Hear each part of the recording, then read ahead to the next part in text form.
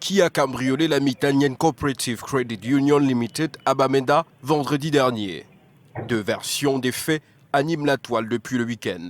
D'après les images enregistrées par les caméras de surveillance, 4 hommes armés débarquent d'une voiture bien garée devant la microfinance en plein jour. La scène se déroule au lieu dit Sonar Street et les hommes foncent directement et se mettent en action. Le chauffeur reste en pause.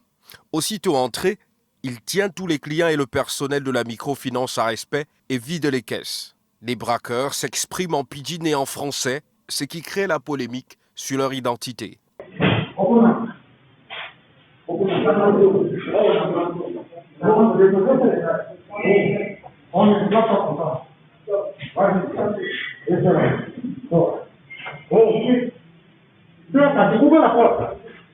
Des spéculations vont bon train, surtout que la voiture utilisée dans l'opération, selon certaines sources, appartiendrait à un agent de police en service au commissariat du 3e arrondissement de Bamenda. 24 heures plus tard, une autre version, cette fois-ci, des douanes l'ont maintenu mis en cause dans les commentaires. Pour cette version-là, la voiture aurait été arrachée entre les mains d'un homme qui a vite fait de prévenir les forces de maintien de l'ordre, qui ensuite se sont lancées à la recherche.